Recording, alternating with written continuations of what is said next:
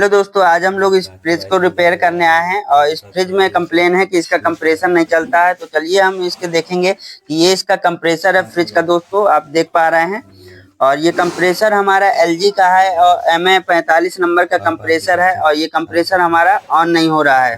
तो जिसकी वजह से हमारे ऑन नहीं हो रहा, तो कूलिंग वगैरह नहीं आ रहा है इस फ्रिज में। अब हम लोग क्या करेंगे, सबसे पहले यहाँ से कैपिलरी को काटेंगे और इसकी गैस को उड़ा देंगे। तो आप देखेंगे कि इसकी कैपिलरी को मैंने काट दिया है और इसके अंदर हमारी गैस भी पूरी है और आप देख पा रहे हैं कि गैस इससे निकल रहा है। दोनों साइड के सिरों से गैस निकल रहा है, मतलब हमारी कैपिलरी भी एकदम साफ है और जाम नहीं है और इसके अंदर हमारे गैस भी है। सिर्फ इसमें कमी क्या है कि कस्टमर कह रहा है कि कंप्रेसर चालू नहीं हो रहा है और हमारा फ्रिज कूलिंग नहीं कर रहा है। तो अब हम लोग क्या करेंगे कि इसकी सबसे पहले गैस उड़ा दिया है, क्योंकि ये कंप्रेसर जब चालू ही नहीं हो रहा है तो क्या होगा कि दोस्तों हम लोग दूसरा कंप्रेसर इसमें डालने वाले हैं। तो दूसरा कंप्रेसर डालने के लिए सबसे पहले हम लोग देखेंगे कि इस जाली की कंडीशन भी बहुत बेकार है।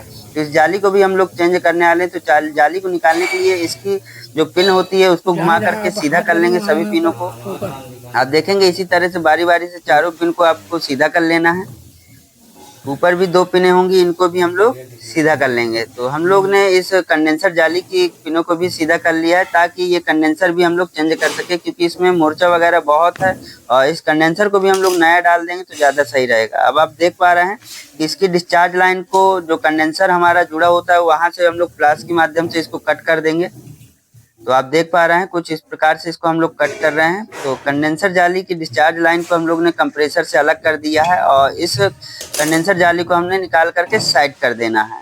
अब बचा हमारा कंप्रेसर। दोस्तों कंप्रेसर की ये सेक्शन लाइन है, आप देख पा रहे हैं ये सेक्शन लाइन है। तो इस सेक्शन लाइन से पहले हम लोग इस वायरिंग को हटा देते हैं ताकि यहाँ पे कोई वायरिंग कटे वगैरह नहीं। तो हम लोग ने वायरिंग साइड कर दिया। अब हम लोग क्या करेंगे कि अपने ब्लू लैंप से इसको हीट करके निकालने की कोशिश करेंगे कि सेक्शन लाइन को भी हम लोग कंप्रेसर से अलग कर देते हैं दोस्तों। तो चलिए इस ब्लू लैंप के माध्यम से हम लोग इसके पाइप को हीट करते हैं अच्छे से। तो जैसे कि आप देख रहे हैं कि इसके पाइप को तेज़ी से हीट करेंगे और ज़्यादा हीट करना है आपको पाइप को, क्योंकि अगर ज़्यादा हीट नहीं करेंगे तो हो सकता है पाइप अंदर ही टूट जाए कंप्रेसर की पाइप के अंदर। इसलिए आपको मोटे साइड आपको ज़्यादा हीटिंग करनी है। तो जैसे कि आप देख रहे हैं मैं इसमें हीटिंग कर रहा हूँ और अच्छे से हीटिंग करने के बाद इस पाइप को हम लोग बाहर की ओर झीक लेंगे, जिससे कि पाइप हमारा क्या होगा दोस्तों, बाहर निकल आएगा। तो आप देख रहे हैं इसके पाइप को अच्छे से आपको गर्म करना है और पाइप को गर्म करने के बाद हम लोग इसके पाइप को बाहर की ओर निकालेंगे। तो ये पाइप हमारा गर्म हो चुका है अच्छे से। अब इसको हम लोग क्या करेंगे, प्लास के माध्यम से पीछे से पकड़ के खींचेंगे दोस्तों। तो इसके मोटे साइड आपको ज़्यादा गर्म करना है, क्योंकि पतला वाला जल्दी गर्म हो जाता है, मोटे साइड आपका देर में गर्म होता है। तो आपको अच्छे से इसको हीट कर लेना है। अच्छे से हीट करने के बाद दोस्तों इसके पाइप को बाहर की ओर निकालना है। चलिए इसके पाइप को मैं अच्छे से हीट कर लिया और ये नहीं निकल रहा था क्योंकि काफ़ी पुराना फ्रिज हो गया। तो इसके पाइप को मैं यहाँ से काट ही देता हूँ दोस्तों। तो आप देख रहे हैं ये ट्यूब कटर के माध्यम से इसके पाइप को अच्छे से घुमा घुमा के मैंने अलग कर दिया।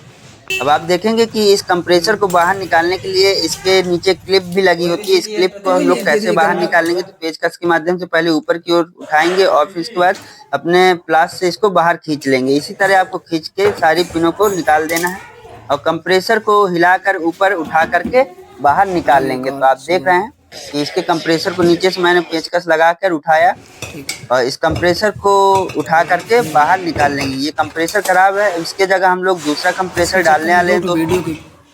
तो आप देख पा रहे हैं ये कंप्रेसर हमारा बाहर आ गया है और इस कंप्रेसर को साइड कर देंगे। ये हमारा LG का 42 नंबर का कंप्रेसर है। आप देख पा रहे हैं स्टिकर में LG MA 42 नंबर का कंप्रेसर हम लोग लगाने वाले हैं 45 नंबर की जगह में। कोई दिक्कत नहीं होने वाली, कूलिंग 1 नंबर की रहेगी दोस्तों। तो चलिए अब हम लोग इस नए वाले कंप्रेसर को यहाँ पे लगा के सेट करते हैं। तो उसी प्रकार से नए वाले कंप्रेसर को ला के आपको क्या करना है, फ्रिज के पीछे रख देना है इसके स्टैंड की जगह पे। तो आप देख रहे हैं इसको मैं अच्छे से रख देता हूँ।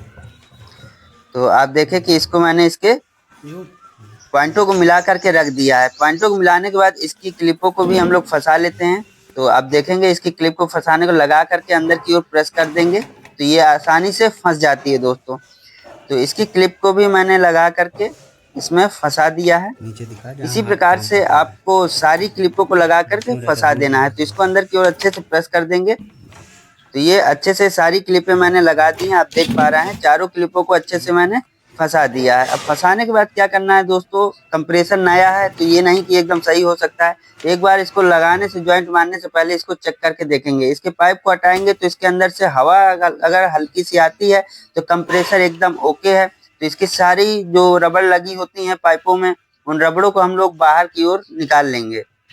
तो चलिए सभी रबड़ को हम लोग बाहर निकाल लेते हैं। इस साइड हम लोग सेक्शन लाइन को लगाने वाले हैं। अब देखेंगे कि सब रबड़ निकाल लिया हमने और एयर निकली इसके अंदर से, मतलब कंप्रेसर ओके है। अब हम लोग क्या करेंगे दोस्तों, इस कंप्रेसर में आपको देखने को मिलेगा ये OLP है और रिले इसके साथ ही मिली हुई है, न्यू कंप्रेसर के साथ भी आपको मिलेगी। अब हम लोग रिले और OLP को लगाकर इस कंप्रेसर को डायरेक्ट स्टार्ट करके एक बार चला के देखेंगे, फिर इसके बाद इसके ज्वाइंट लगाएंगे। तो रिले को मैंने लगा लिया है और OLP को भी मैं इसमें कनेक्ट कर लेता हूँ, दोनों को। तो आपको कनेक्शन करके एक बार चला के देख लेना है खाली कंप्रेसर को कि हमारा कंप्रेसर चल रहा है कि नहीं, क्योंकि पता चला आप लोग नया लेके आए फिर इसमें कोई फॉल्ट हो तो फिर आपको ओपन करना पड़े। तो इसलिए मैंने क्या किया कि पहले इसको लगा करके चला करके चेक कर लेना है। कोई भी आपको काम करना है स्टेप बाय स्टेप करना है ताकि बाद में प्रॉब्लम ना आए। तो इसकी रिले को भी मैं लगा लूँगा, OLP को मैंने लगा दिया।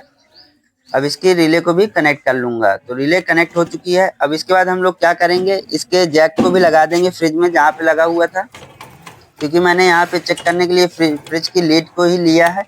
अब हम लोग इसके बोर्ड में लगाएंगे और इसको डायरेक्ट सप्लाई दे देते हैं। तो इसके किसी भी लाइन और न्यूट्रल को लगाएंगे और लाइन न्यूट्रल को लगाने के बाद इसके स्विच को ऑन कर देते हैं। तो जैसे ही मैं इसके स्विच को ऑन करूंगा दोस्तों, देखिए तार को अच्छे से लगा लेते हैं और स्विच को ऑन कर देते हैं। तो इसके डिस्चार्ज लाइन से क्या है, प्रेशर ये बाहर की ओर फेंकने लगा है दोस्तों, ये देखिए। तो एकदम हमारा कंप्रेसर ओके है। अब हम लोग इसके कंडेंसर जाली को भी यहाँ पे लगा लेंगे। इसमें भी रबड़ होगी, इसको हटाएंगे तो इसके अंदर से अगर हवा आती है तो हमारी जाली ओके है।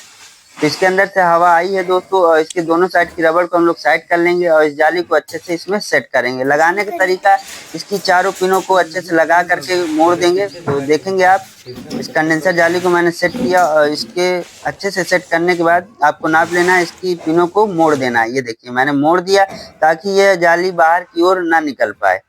इस तरह से आपको बारी बारी सभी पॉइंट को मोड़ देना है। ये देखिए मुड़ चुकी हैं सभी और ये जाली अच्छे से फंस गई है।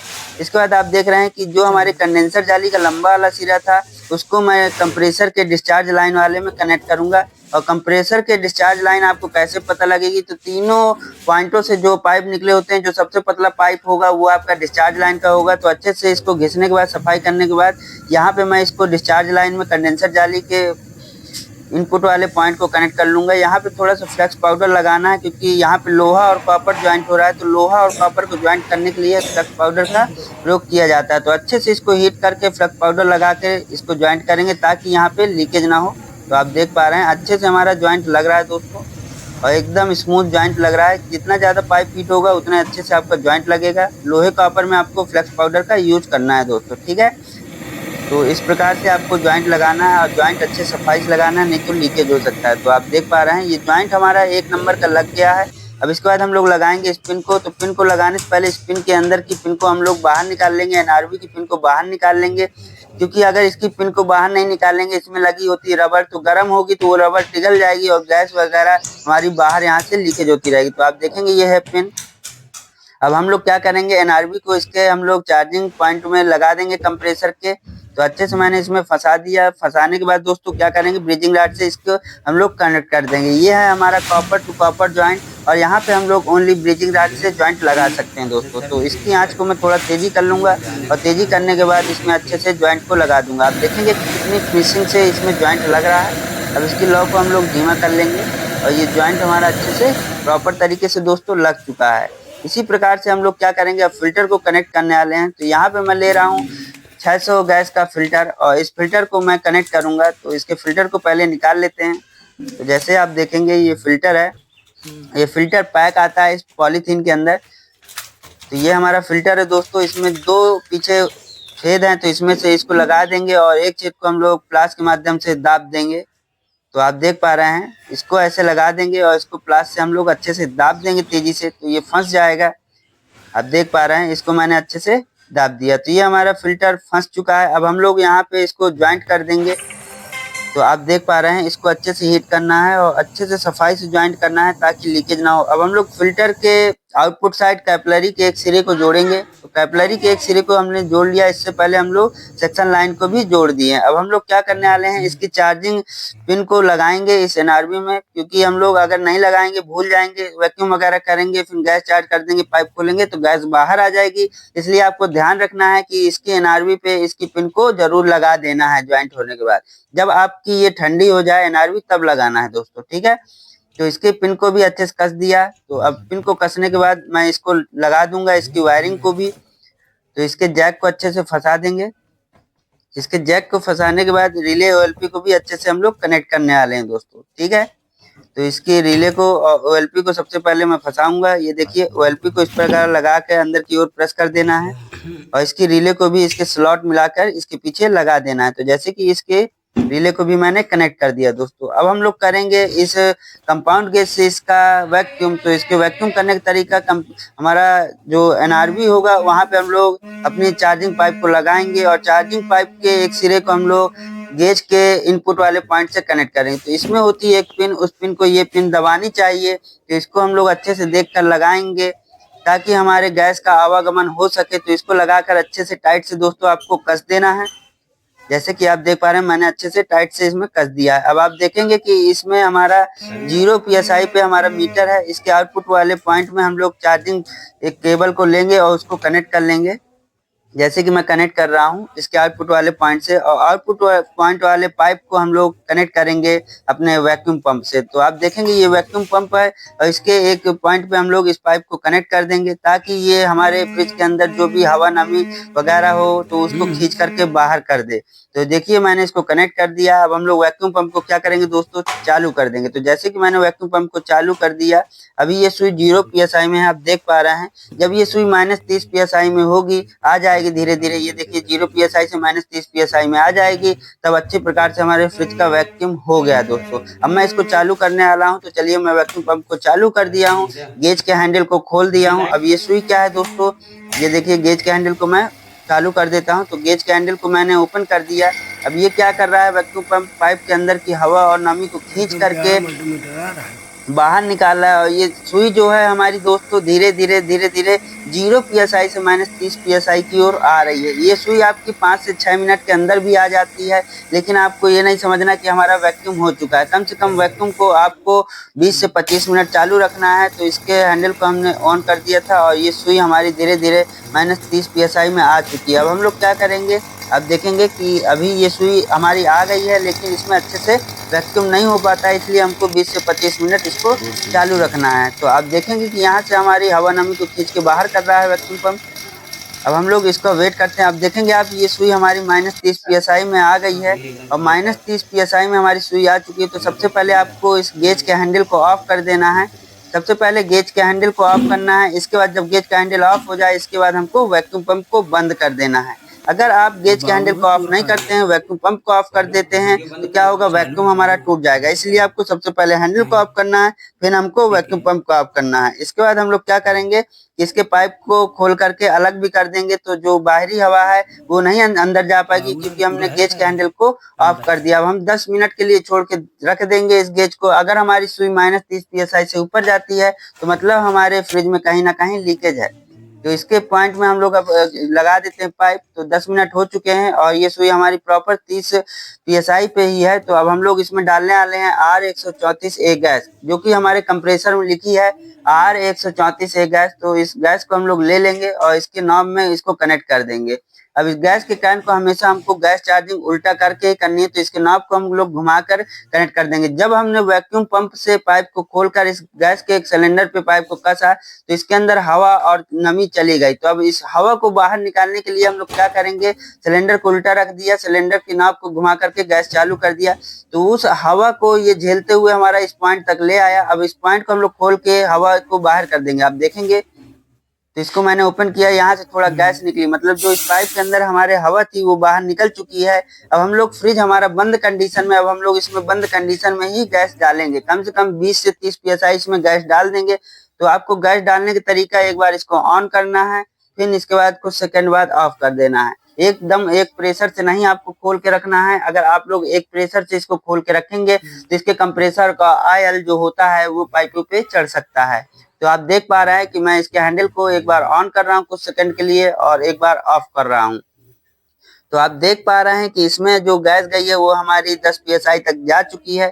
इसी प्रकार से आपको क्या करना है, एक बार ऑन करना है, एक बार ऑफ करना है। जब आपकी 10 से 20 psi तक गैस चली जाए तब आपको क्या करना है, अपने फ्रिज को ऑन करना है। फ्रिज को ऑन करने से पहले मल्टीमीटर को एम्पियर पे सेट करके इसके किसी भी एक वायर पे आपको कनेक्ट कर देना है। आपको साथ ही साथ एम्पियर को भी देखते जाना है कि हमारा फ्रिज कितना एम्पियर ले रहा है। अभी आप देख रहे हैं कि 0 एम्पियर हमारा मल्टीमीटर शो हो रहा है दोस्तों। अब मैं इस फ्रिज को चालू करने वाला हूं। तो इस फ्रिज को चालू करने के लिए हम लोग क्या करेंगे, इस फ्रिज के मेन लीड को हम लोग लगाएंगे। तो आप देख पा रहे हैं कि इस सॉकेट में अच्छे से लगा लेंगे और लगाने के बाद हम लोग इसके बटन को स्विच को ऑन करते हैं तो आप देखेंगे कि हमारा कंप्रेसर चालू हो जाएगा। तो अच्छे से इसको लगा लेते हैं।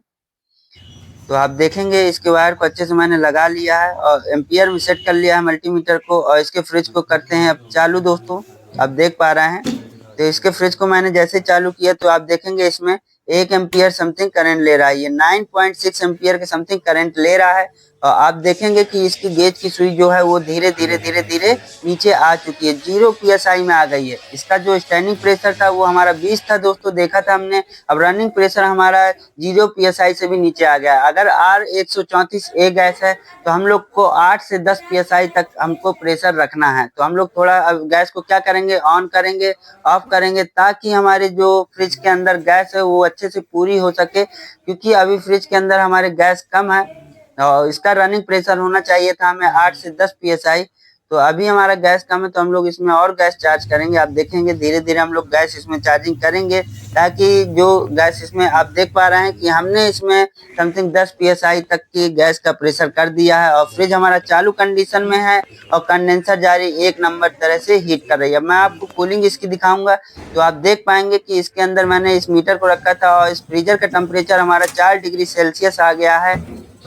तो आप देख पा रहे हैं ये फ्रीजर एक नंबर का कूलिंग करने लगा है दोस्तों। तो इसी प्रकार से आप लोग कंप्रेसर को चेंज करेंगे, चेंज करके वैक्यूम करके गैस चार्जिंग करेंगे। और जो इसका एम्पियर ले रहा है 1 एम्पियर ले रहा है, रनिंग प्रेशर हमारा 10 है। तो इस प्रकार से हमारी गैस चार्जिंग कंप्लीट होती है दोस्तों।